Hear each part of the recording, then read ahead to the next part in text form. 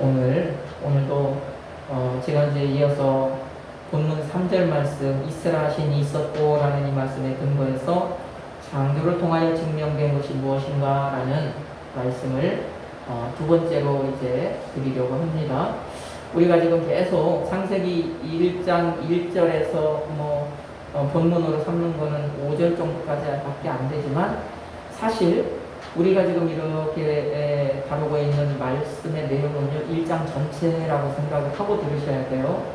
너무 이게 이제 본문으로 삼은 그 내용이 많으니까 편의를 위해서 본문을 짧게 정해서 지금 우리가 읽은 것 뿐이고, 지금 여러분이 듣는 말씀은 사실은 1장 전체, 거의 전체에 해당하는 내용이다라는 것을 여러분이 생각하고 말씀을 들으시기를 바랍니다. 지난주에 기억나십니까? 창조를 통하여서 무엇이 증명되었는가?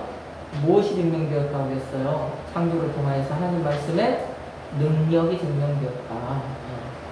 하나님 말씀에는 분명히 능력이 있다는 게 증명이 되었다라고 말씀을 드렸어요. 그리고 그러므로 우리는 다른 것을 믿는 것이 아니라 우리가 믿는 것은 말씀이어야 한다. 우리가 믿어야 될 대상은 사람이 아니고 그 무엇든 다른 것이 아니고 오직 우리에게 주신 이 성경 말씀이다. 그래서 말씀은 능력이 있기 때문에, 이 성경 말씀은 능력이 있기 때문에 성경 말씀을 믿고 그 말씀을 쫓아 행하면, 말씀이 지시하신 대로 행하면 말씀은 분명히 능력을 여러분에게 나타낸다라는 말씀을 드렸던 기억이 남네요. 기억이 납니다. 여러분 다시 한번 하나님의 말씀에는 분명히 능력이 있음을 믿고 그 능력을 의지하여서 말씀대로 살아내는 여러분 되시기를 축복합니다. 자, 오늘은요 창조를 통해서 그러면 무엇이 증명이 되었는가? 오늘은 창조를 통하여서 하나님 말씀에 거룩함이 증명되었다라고 하는 말씀입니다. 거룩함. 여러분 거룩이 뭡니까? 성경 말씀에 굉장히 거룩이라는 말이 셀 수 없이, 셀 수야 있겠죠. 하여간 무수히 많이 나옵니다. 무수히. 특히 이 출애굽기 밑에 해가지고 모세 오경이라고 하는 거, 특히 레위기 이쪽에 가면은요 다 거룩이에요. 거룩. 여러분 거룩이라고 하는 거 대충 어떤 의미인지는 대략적으로 이런 의미로 사용이 되겠지 하는 그런 막연한 좀 생각은 들죠. 여기쯤에 사용이, 이 뜻으로 사용이 되겠다. 근데 제가 이렇게 질문을 하면 사실 여러분, 거룩이 무엇인가라고 딱 잘라 얘기할 수 없어요. 그 사전에서도 보면 성스러운 것을 거룩이라고 한다. 이런 의미, 여러 가지 이제, 그런 얘기들을 하는데, 그래서, 자, 제가 오늘 하나님의 말씀의 거룩함, 하나님의 이 창조를 통하여서 하나님 말씀에 거룩함이 증명이 되었다고 그랬는데, 그러면 이 거룩함을 다시 우리가 쉽게 이해할 수 있고 무엇이 거룩인지를 우리가 분명하게 판단할 수 있도록 먼저 이 거룩에 대해서 좀 확실하게 좀 알아야 되겠죠. 거룩이 무엇인가? 원어를 우리가 좀 생각을 하면서 원어에서 이 거룩이라는 의미를 한번 생각을 해봅시다. 여기에는 이제 원어적 의미도 포함이 되는 거고, 히브리 사람들의 생각도 여기에 이제 포함이 됩니다. 조화롭게 해가지고, 과연 그러면 거룩이라는 것, 우리가 분명히 무엇이 거룩이고 무엇이 거룩하지 않은 것인가, 무엇이 거룩함이고 무엇이 거룩하지 않은 것인가, 하나님이 무엇을 거룩하다고 얘기하시고 무엇을 거룩하지 않다고 얘기하시는가, 우리가 기준을 잡을 수 있어야 되잖아요. 그래서 그것을 먼저 이 거룩에 대해서 이해를 좀 하고 오늘 말씀이 들어가야 되겠다. 그래서 분명한 거 거룩이다. 이 거룩함이라고 하는 히브리어 이 원어는 코데시라고 해요. 코데시. 자, 이 코데시는 우리가 지금 제가 지금 말씀드리고 있는 거룩함이라고 하는 의미도 있고요. 그 다음에 분리됨이라는 의미도 있고요. 또 조금 더 나가서 보면은요, 신성하다라고 하는 그런 의미들이 있어요. 그런 의미들 문자적으로는 그런 의미들, 이음이다, 이음이다 하는 이런 뜻으로 사용된다라고 해가지고 문자적인 의미는 몇 개가 됩니다.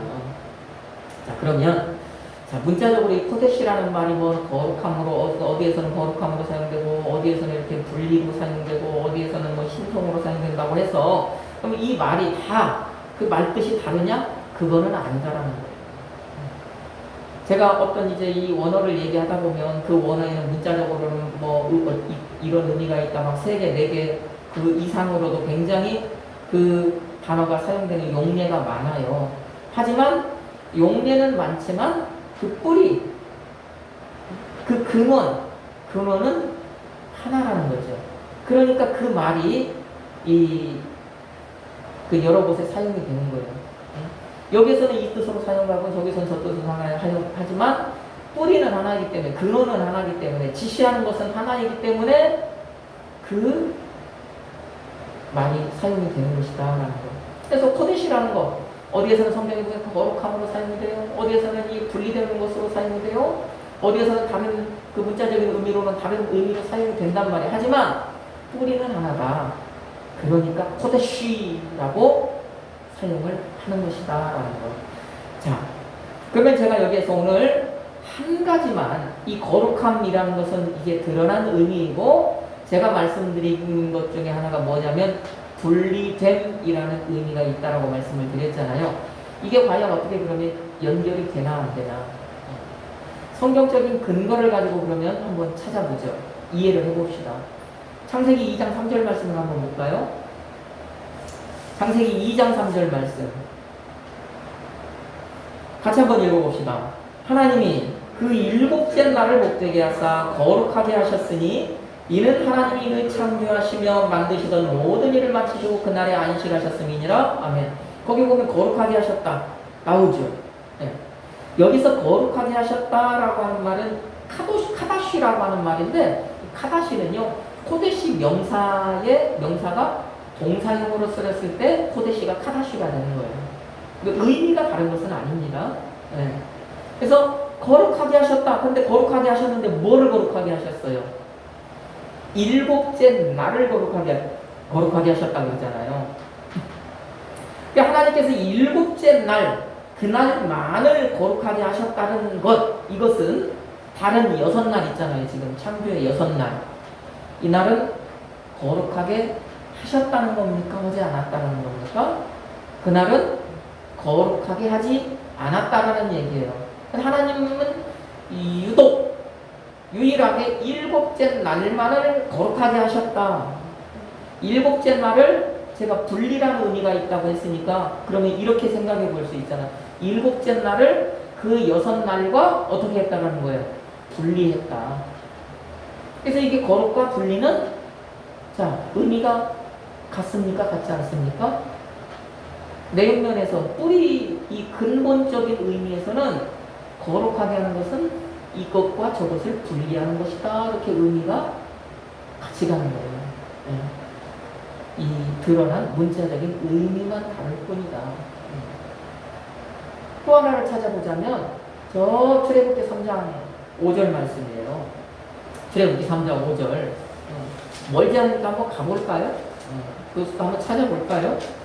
출애굽기 3장 5절 말씀 무슨 내용입니까? 모세가 이 애국인을 쳐 죽이고 도망가서 광야로 도망가서 저 미디안 광야로 도망가서 미디안 제사장 이드로에게 이제 갔고 거기에서 이제 이드로의 사위가 되어서 이드로의 딸을 취하여서 이제 결혼을 하고 거기에서 이제 장인의 양을 치는 모습. 그런데 어느 날 미디안 광야에 있는 호렙이라고 하는 산에 가서 이제 양을 먹이고 있는데 그 호렙산에 그 가시떨기에 불이 붙죠. 근데 불이 어떻게 붙었는지 모르겠지만 꺼지겠지 했는데 계속 안 꺼지고 타고 있어요. 모세가 궁금해서 쫓아간단 말입니다. 가본단 말입니다. 가서 웬일인가 하고 보는데 그때 이제 그 말씀 같이 읽어봅시다. 하나님이 이르시되 이리로 가까이 오지 말라. 내가 선 곳은 거룩한 땅이니 내 발에서 신을 벗으라. 아멘. 자 여기서 거룩함 나오잖아요. 거룩한 코데시예요. 코데시. 거룩함. 그러면 봅시다. 자, 하나님께서 모세가 선 땅을 거룩한 땅이라고 지금 말씀하셨죠. 그러면 그 땅 외에 다른 땅은 거룩한 땅이에요? 아니에요? 거룩한 땅이 있다라는 거룩하지 않은 땅이 있다라는 얘기잖아요. 자, 그러면 이게 분리됨이라고 하는 의미가 있다고 그랬으니까 모세는 지금 이쪽과 저쪽이 분리된 땅, 그쵸? 하나님께서 분리해 놓으신 땅에 있다라는 거예요. 그러면 하나님께서 분리해 놓으신 땅이 있다라는 것은 하나님이 분리하지 않은 땅도 있다라는 거죠. 지금 모세의 상황에서 이 땅이 거룩한 땅이다. 이 땅은 분리된 땅이다. 하나님께서 일곱째 날을 거룩하게 하셨다. 일곱째 날을 분리하셨다. 이 말이잖아요. 그래서 보세요. 날도 보니까 하나님께서 분리한 날이 있고 땅도 보니까 하나님께서 분리한 땅이 있어요. 여러분 그뿐만 아니라 성경을 찾아보면 다른 모든 것들 하나님께서 이렇게 분리해 놓으신 것도 있어요. 사람은 분리했어요? 안 했어요? 사람은 분리된 사람이 있습니까? 없습니까? 있죠. 있잖아요. 예수 믿는 사람과 믿지 않는 사람 분리되어 있잖아요.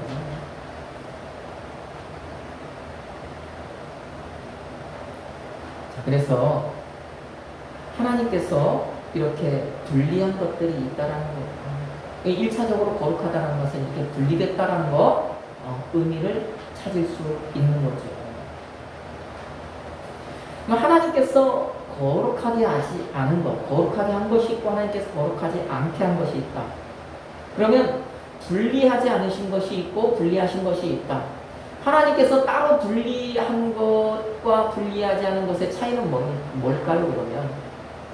하나님께서 분리하지 않으신 것들, 6날이 있었잖아요. 분리하지 않은 땅이 있었잖아요. 그러면 그것은 그냥 평범한 거예요. 우리 생각에 쉽게 평범한 거예요. 분리한 것은요, 평범한 것과 반대로 생각을 해보면 분리했다는 것은 특별하다는 거예요. 특별한 거예요. 그래서 하나님께서 일곱째 날을 거룩하게 하셨다. 일곱째 날을 특별하게 하셨다. 하나님께서 모세에게 네가 선 땅은 거룩한 땅이니 신을 벗어라. 네가 선 땅은 특별한 땅이니 신발 벗어라. 인위적입니까? 제가 지연해서 하는 얘기 같습니까? 여러분 이렇게 받아들이기에 뭔가 무리가 있습니까? 그렇지 않아요. 제가 지금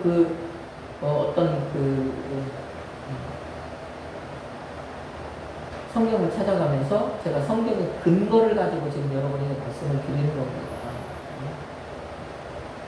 그래서 날도 그래서 그러면은 분리된 날, 특별한 날이 있고 또 땅도 분리된 땅, 특별한 땅이 있다라는 거.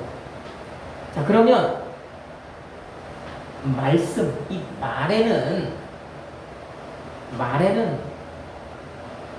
특별한 말이 있고 평범한 말이 있을까 없을까라는 거죠. 오늘 이제 주제 말씀이잖아요. 하나님의 말씀의 거룩함이 증명되었다. 창조를 통하여.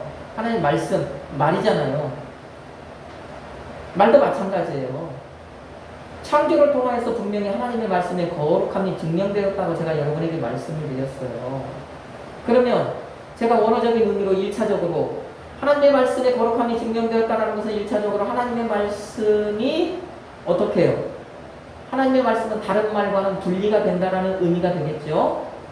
그 다음에 2차적으로 하나님의 말씀이 다른 말과 분리가 됐다는 말은 하나님의 말씀은 평범한 말이 아니고 특별한 말이 된다는 얘기입니다. 분리된다라는 것은 구별된다는 거예요. 구별된다는 건 차별된다는 거예요. 다시 말하면 평범하지 않고 특별하다는 것입니다. 그렇기 때문에 창조를 통해 하나님의 말씀의 거룩함이 증명되었다라고 하는 말은 하나님의 말씀에 그 창조를 통하여서 하나님의 말씀이 특별하다는 것이 증명이 되었다는 거죠. 자, 오늘 여러분에게 제가 딱 정의를 내리자면 그래요. 그리고 성경을 볼 때 거룩이라고 하는 말이 나올 때 그 단어를 여러분 머릿속에서 특별로 바꿔서 생각해 보시면 돼요. 그러면 전혀 여러분 그 성경을 볼 때에 무리가 없고요. 여러분 거룩이 무엇인가라는 것이 확실히 여러분들에게 이해가 되고 정립이 됩니다. 이 코데시라는 말이요. 성소라는 그 말에도 사용이 된 말이에요. 성소는 어떤 곳입니까? 세상과 분리된 곳이잖아요. 그러면 특별을 집어넣으면 성소는 하나님이 계시는 특별한 곳이잖아요. 그렇죠? 네. 하나님께서 거룩한 재물 내게로 가져오라 하신단 말이에요. 거룩한 재물은 이 세상의 어떤 다른 짐승과는 분리된 것들이라는 얘기입니다. 거룩한 재물이라는 것은요, 그 짐승들 가운데 특별한 짐승이라는 얘기가 되는 거죠. 여러분, 그래서 여기서 여러분 정확하게 이렇게 이해를 하고 가시면 됩니다. 거룩은 무엇이다? 거룩은 특별이다.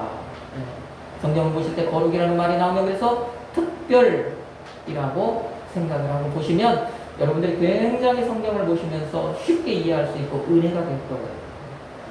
자, 그러면 거룩은 특별이라고 말씀을 드렸으니까 그러면 하나님의 말씀은 이제 거룩이라는 말을 제가 특별로 바꿔가지고 한번 말씀을 드릴게요. 그러면 하나님의 말씀은 왜 특별합니까?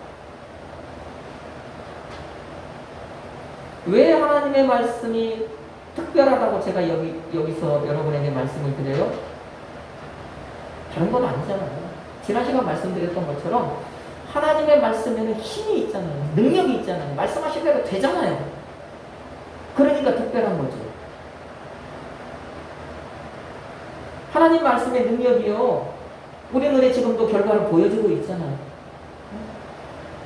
능력이 결과로 나타나잖아요. 현재도 하나님께서 말씀하시면 반드시 말씀하신 대로 결과가 나타나잖아요. 여러분, 그 말씀의 능력을 믿는다고 여러분 했고, 여러분 그리스도인이라는 그 말씀을 믿어야 된다고 말씀을 드렸잖아요. 지난 시간에 우리가 믿어야 될 거 그거라고 그랬잖아요. 말씀 믿어야 된다. 그러니까 그 이유로 말씀이 왜 특별한가? 하나님의 말씀에는 능력이 있기 때문이다. 하나님의 말씀에는 능력이 있어서요, 그 말씀하신 대로 그대로 이루어지기 때문이다. 한치 오차도 없이. 그러므로 하나님의 말씀은 거룩하다. 하나님의 말씀은 특별하다.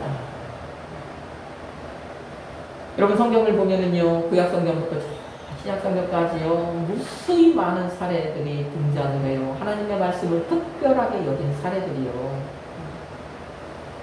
지난 시간 예를 들었던 아브라함만 해도 말씀을 쫓아갔고라고 하면, 그런 말씀을 왜 쫓아갔어요? 지난 시간에 말씀을 드릴 때 말씀의 능력을 믿었기 때문이라면 오늘 이 특별을 거기다 대입을 시키면 그는 하나님의 말씀을 특별하게 여겼다는 거예요. 일반 사람들의 말과 같이 여기지 않았다는 거. 사람이 하는 평범한 말처럼 여기지 않았다는, 흘려듣지 않았다는 거잖아요. 특별하기 때문에 그 말씀을 쫓아간 거죠. 무수히 많은 사례들이 등장하는데 예수님께서도요, 이 말씀을 특별하게 여기셨다는 거예요. 그런 근본 하나님의 본체신 하나님. 하나님 천지 창조하실 때 그 말씀으로 모든 창조를 같이 하신 그 예수님조차, 성부, 성자, 성령 삼위일체 하나님이신 예수 그리스도도 하나님께서 주신 말씀을 특별하게 여겼는데, 그 특별하게 여겼다는 근거가 무엇이냐? 많은 근거를 찾을 수 있겠지만 단 한 가지를 말씀을 드려보자면, 저 누가복음 4장에 보면은요, 예수께서 이제 이렇게 그 안식일에 회당에 들어가서 그 가르치시기도 하고 말씀도 듣고 하는데, 그 부분 가운데 예수께서 오늘날 회당에 들어가셨을 때, 고향 나사렛에 들어가서 회당에 들어가셨을 때 회당장에 나와서 예수님 보고 말씀 좀 읽으십시오 이럴 때 예수님께서 말씀을 읽는데 어떻게 했냐면 예수님께서 그 말씀을 서서 읽으셨다 그래요. 서서 읽으셨다. 성경을 읽는데 성경을 서서 읽으셨다. 성경에 대해서 어떻게 해요? 성경이 특별하다라는 것을 이렇게 자기 몸소 보여주신 거예요. 성경 예수님 말씀이잖아요. 성경 예수님에 대한 말씀이잖아요. 예수님이 우리에게 주신 말씀이잖아요.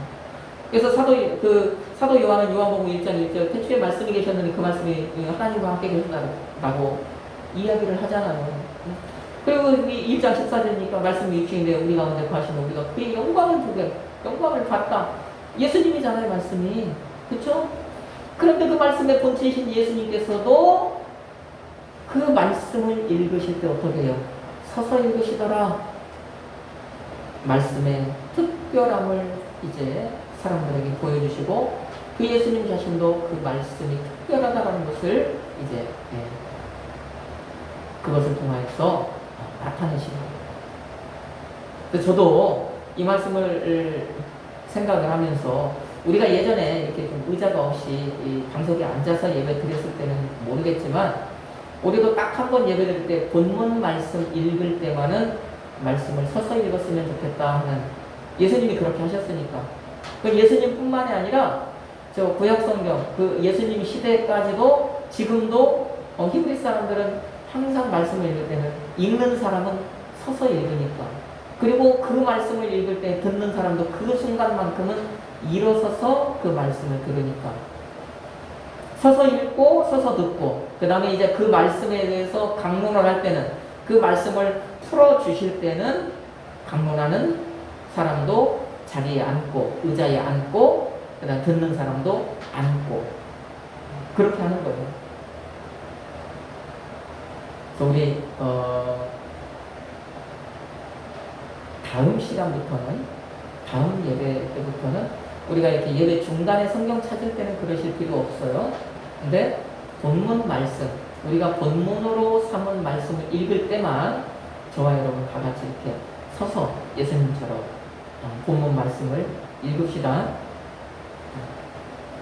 자, 예수님이 그렇게 하셨다는 거예요.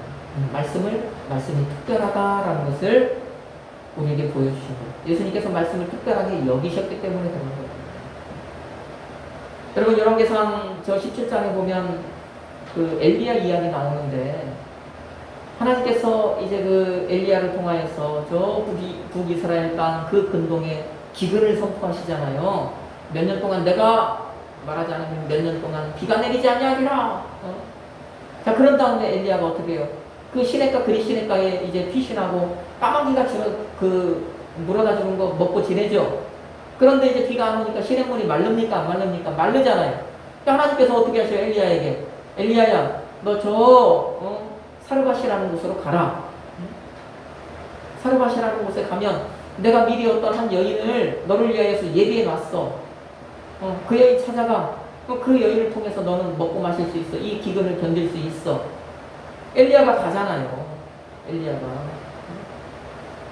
엘리야가 가서 과연 그 사르밧이라는 동네에 들어갔어요. 한 과부가 눈에 띄었어요. 과부에게 엘리야가 물 좀 한 컵 갖다, 물 좀 한 그릇 갖다 줘라. 물 가지러 가는데 그 뒤에다 대고 뭐라고 얘기해. 물 가지러 가는 김에 나를 위하여서 떡을 좀 만들어 갖고, 우리말로는 떡이고 그 문화로는 빵이잖아요. 나를 위해서 내가 배고프니까 나를 위해서 빵을 좀 하나 만들어 와라. 여자가 뭐라 그럽니까? 선생님, 없어요. 선생님, 정말 이 막 기근이 들고 이래가지고 먹을 것 없어요. 우리 그 밀가루 가루통에 정말 조금 있는 밀가루, 그 다음에 기름 몇 방울 남아가지고요. 이제 나와 내 아들이 그걸로 마지막 떡을 만들어 먹고 우리조차 이제는 굶주림에 죽을 수밖에 없는 그런 상태에 있어요. 그러잖아요. 거기서 이 여인이 내 아들과 같이 먹고 이제 죽으려고 한다라고 해서 예전에는 막 이게 스스로 뭐 목숨을 끊는다고 이런 얘기 아닙니다. 우리가 더 이상 먹을 것이 없어서 이것 먹으면 이제 우리도 죽을 수밖에 없는 운명에 놓여 있다. 그런 처지에 놓여 있다. 그 얘기예요. 그때 엘리야가 뭐라고 얘기합니까? 엘리야가 두려워하지 말래요. 무서워하지 말래요. 너 굶어 죽을까 염려하지 말래요. 네 말대로 하래요. 그런데 먼저 그것으로 네가 지금 말한 그 아주 그 조금 있는 그것으로 작은 떡 한 개만 만들어서 내게 가져와라. 그리고 그 뒤에 너를 위해서 만들어라. 그러면서 하는 얘기가 뭐냐면 이스라엘의 하나님 여호와의 말씀이 나 여호와가 비를 지면에 내리는 날까지 그 통에 가루가 떨어지지 아니하고 그 병의 기름이 없어지지 아니하리라 하셨다. 이렇게 말씀을 하잖아요.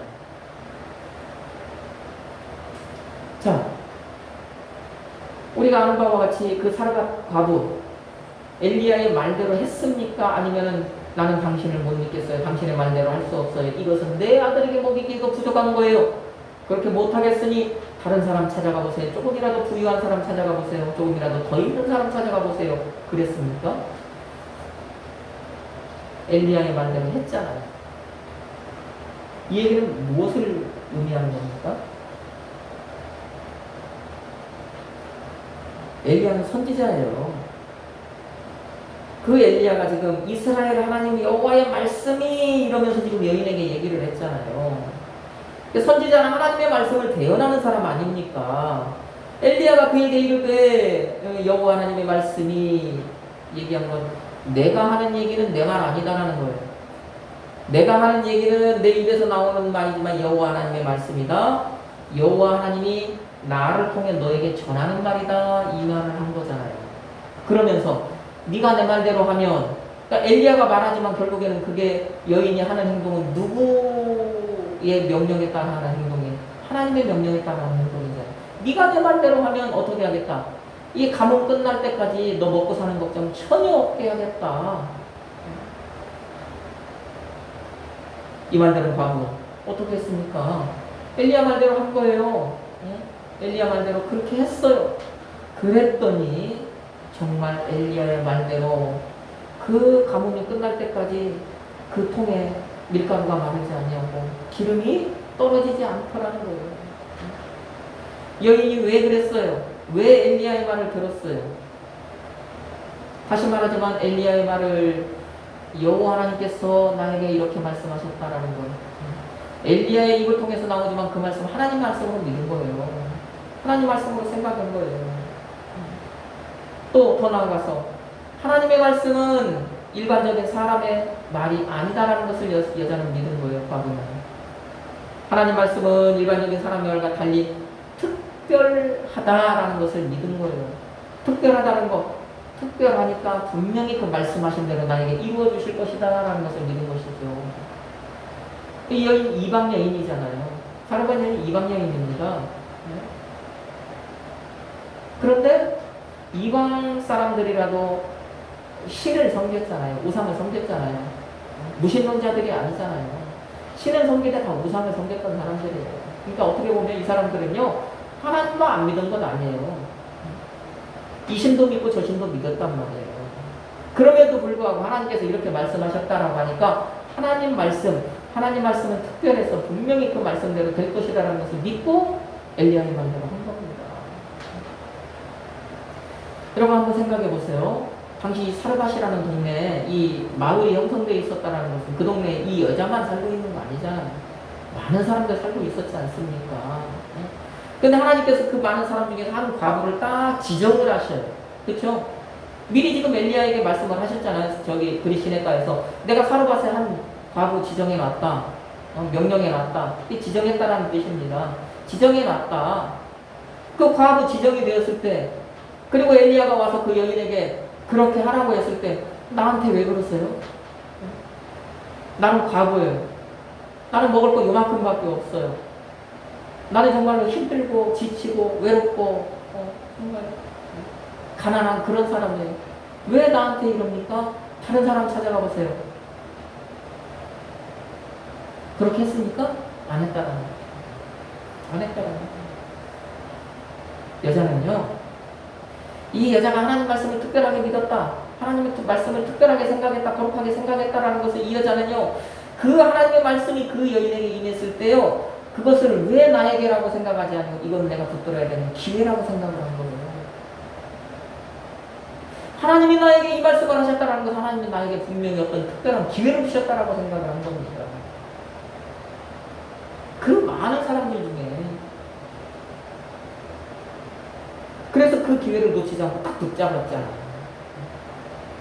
하나님 말씀, 특별한 걸 믿었고 그 믿음의 결과로 그 여인은 어떻게 돼요? 그 하나님의 말씀이 특별하게 일하시는 것을 그 여인이랑 경험하는 거 아닙니까? 많은 사람들 중에. 왜요? 하나님의 말씀을 특별하게 여기기 때문에 특별하신 하나님의 말씀의 능력을 맛본 것이라는 거죠. 여러분, 그런데 반대로 어때요? 반대로. 정말 하나님의 말씀을 특별하게 여겨야 되는 사람임에도 불구하고 하나님 말씀을 특별하게 여기지 않은 사람도 있다는 거예요. 그 대표적인 사람이 누굽니까? 모세예요. 이 말씀 한번 성경을 찾아봐요. 저기 신명기 제일 끝머리 32장. 진짜 이제 모세가 이 얘기는요, 자기가 죽음 앞에 바로 이제 이 죽음을 바로 앞에 놓고 자기 자신을 회고한 내용이니까 한번 찾아봐요. 신명기 32장 48절에서 51절. 제일 끝머리 제일 마지막입니다. 이 말하고 죽잖아요. 이제 같이 한번 읽어볼까요?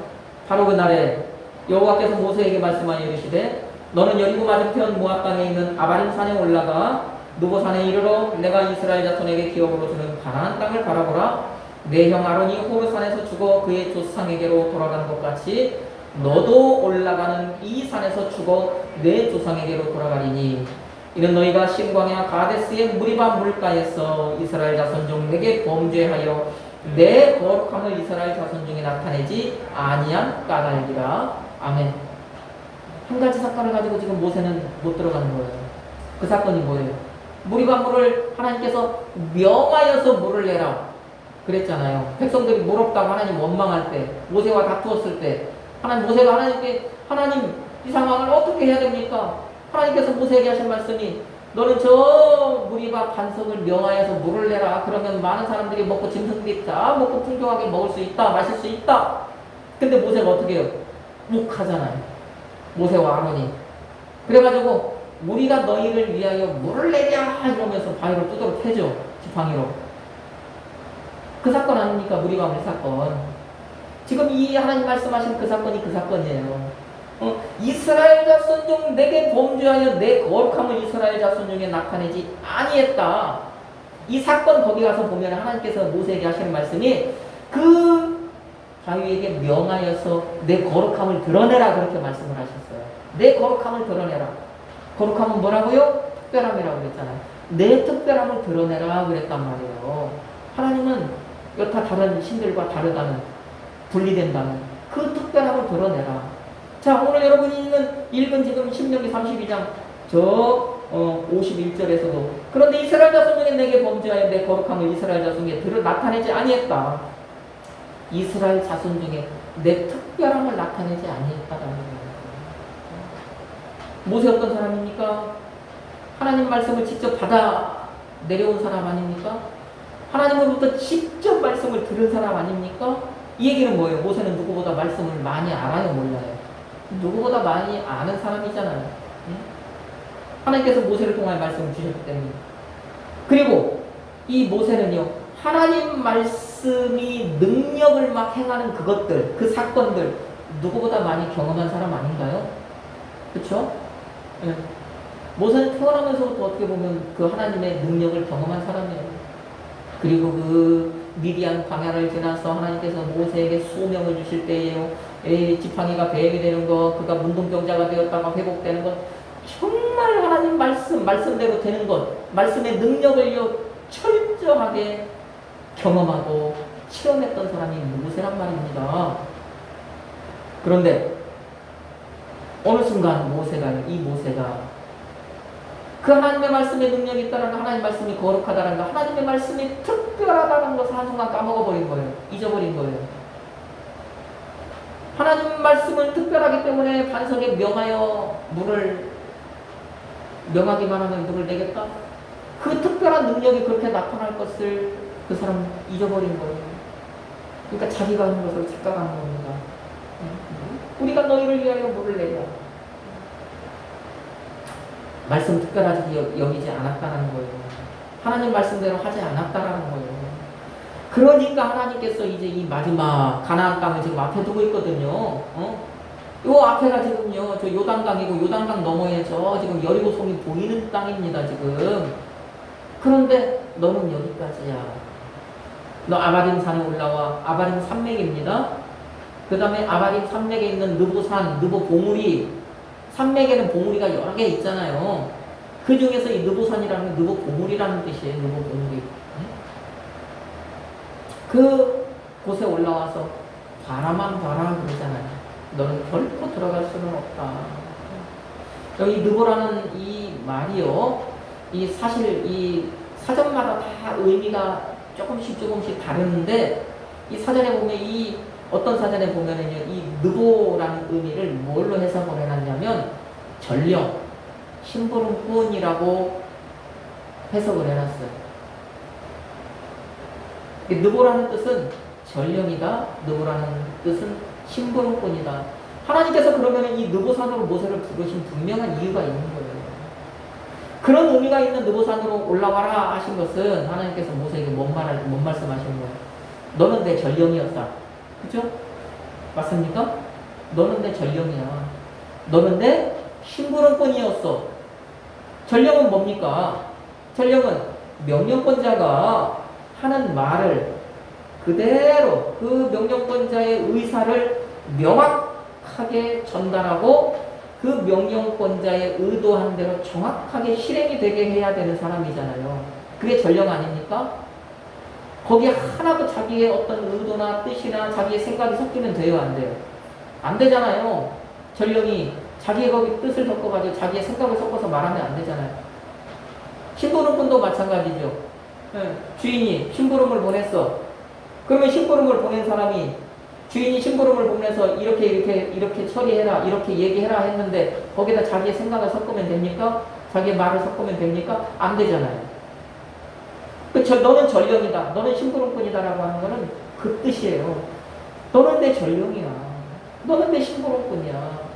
그런데 왜 너는 네 생각대로 했어? 거기에다 왜 네 생각을 섞었니? 그랬기 때문에 너는 저 땅에 못 들어가는 거다. 내 말을 특별하게 여겼어야 되는데 너는 그때 그 무리바 사건, 물 사건 그때 너는 그 순간 내 말을 특별하게 여기지 않았어. 그래서 형 아론도 먼저 죽은 거잖아요.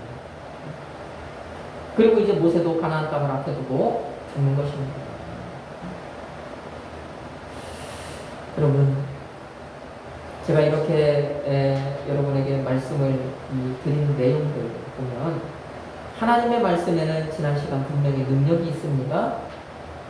하나님 말씀에는 분명하게 능력이 있기 때문에 그 말씀은 평범하지 않아요. 사람의 말과 같이 평범하지 않아요. 그 말씀은 특별해요. 지난 시간과 이어지는 내용이에요.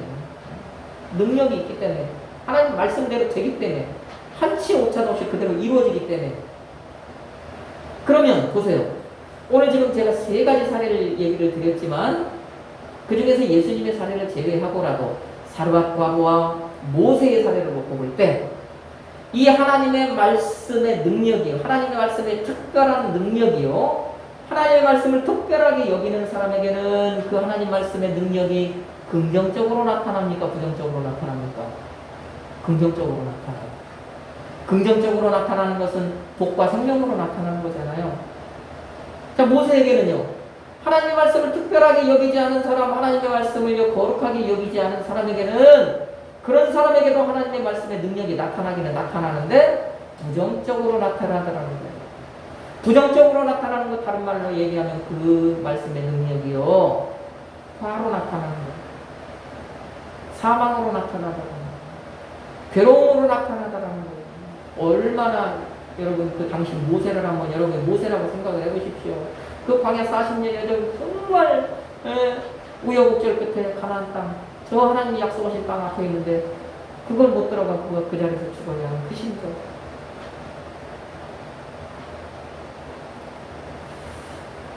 여러분 이 말씀을 여러분들이 오늘 들었을 때 여러분 마음으로 한번 생각해 보세요.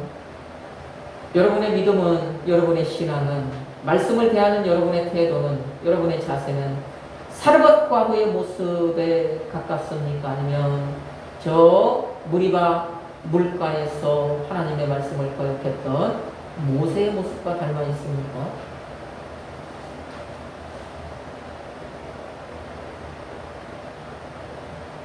우리가 이 말씀을 대하는 우리의 이런 모습, 사실은요, 아마 그 모세와 같은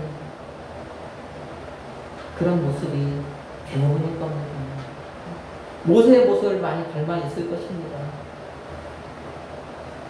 그럼 우리가 예수를 믿은 지는 오래돼요. 몇십 년이 됩니다. 예? 아무리 못해도 지금 20년 이상 되지 않았어요. 그러니까 대충 성경 말씀을 들으면 무슨 내용이다라는 것은 알고 있어. 이 얘기는 뭐예요? 우리가 성경을 알기는 많이 알아요. 말씀을 알기는 알아요. 그런데 알기는 알지만 그냥 성경이 하는 말이니까 아는 거지, 그 말씀을 그냥 평범하게 여기고 마는 거예요. 성경에서 그 말씀 했어. 그 말씀이 나와 있어. 말씀을 여러분 특별하게 여기지 않는 때가 더 많다는 거예요. 그 말씀이 정말 나에게 하는 어떤 특별한 메시지다라고 하는 그런 생각은 사실 우리가 잘 안 한다라는 거예요. 그런 경우가 별로 많지 않다라는 것입니다. 그런데 오늘 보세요. 말씀을 특별하게 여긴 사람에게는 그 말씀이 어떤 그 특별한 능력, 긍정적인 특별한 능력을 주시잖아요. 복과 생명을 주시잖아요. 말씀을 특별하게 여기지 않은 사람에게는요, 그런 사람에게도 하나님 말씀의 능력이 나타나는데, 그 특별한 능력이 그 사람에게도 나타나는데 부정적으로 나타나잖아요. 여러분, 이 말씀 오늘 우리에게도 해당되는 거예요. 우리가 말씀을 믿는 사람들 아닙니까? 그 말씀을 믿는다라는 것은 그 말씀에 능력이 있다는 것을 믿는 것이고, 그 말씀이 정말 특별하다는 것을 믿는 것 아니겠어요? 우리 말씀을 특별하게 믿어야 된다는 거예요. 여러분, 이 말씀을 특별하게 사르밧과부처럼 말씀을 특별하게 생각을 하고 그 말씀을 정말 소중하게 생각을 하면 그 말씀은 여러분에게 긍정적인 능력을 보이겠습니까? 부정적인 능력을 보이겠습니까? 그 말씀은 여러분에게 막 복을 주시는 거예요. 생명을 주시는 거예요. 여러분에게요, 사람들이 상상할 수 없는 특별한 능력을 막 나타내 보이시는 겁니다. 여러분, 말씀 특별하게 여기십시오. 정말 소중하게 여기십시오. 그래서 예수께서 우리 그리스도인 우리에게 요구하시는 건 뭡니까? 예수 그리스도께서 우리에게 요구하시는 것, 너희는 세상 사람들과 같이 평범하라고 하십니까? 너희는 세상 사람들과 같이 특별하라고 하십니까? 세상 사람들과 같이 되지 말라고 하잖아요. 분리되라고 그러잖아요. 그들과 분리돼야 돼요. 그들과 다르게 특별해야 돼요. 보통의 세상 사람들은 다 그 사람들끼리는 비슷비슷하잖아요. 평범하잖아요.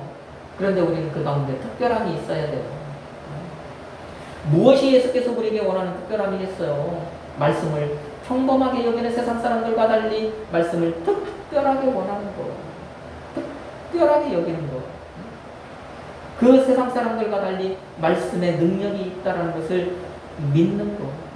그리고 그 믿음을 바탕으로 해서 그 믿음으로 말미암아 그 특별한 말씀이 지시하는 대로, 말씀하는 대로, 가르치는 대로, 그 말씀대로 살아내는 거. 그게 그리스도인의 특별함 아니겠습니까? 이런 특별함이 오늘 이 말씀을 들은 여러분에게 있기를 축복합니다. 말씀을 특별하게 여기는 사람에게 특별한 기회가 찾아오는 것입니다. 여러분, 특별한 경우, 그거를 우리는 기회라고 얘기하잖아요. 아무에게나 자주 오는 것이 아니라 어떤 특별하게 다가오는 경우가 있어요. 뭔가. 그걸 기회라고 하잖아요. 그리스도인의 기회는 무엇을 통해 찾아온다고요? 말씀을 특별하게 여김을 통해서 그 기회가 찾아온다고요. 그리고 그 말씀의 특별함을 누릴 수 있는 또한 그런 소중한 주인공이 된다라고요. 한 주간 살아낼 때 여러분 이 말씀 기억하시고 하나님 말씀을 정말 거룩하게 여기는 삶을 여러분 살아내시기 원해요. 다른 말로 하나님의 말씀을 특별하게 여기는 삶을 여러분 살아내기를 주님의 이름으로 축복합니다. 그래서 정말 그러므로 말미암아 그 특별한 능력이 있는 그 말씀이 특별하게 그 여러분을 위해서 일하시는 것, 이것을 여러분들이 풍성하다 경험하는 그런 주인공이 되기를 축복합니다. 그런 여러분이 되기를 우리의 특별하신 예수 그리스도의 이름으로 축복합니다. 아멘.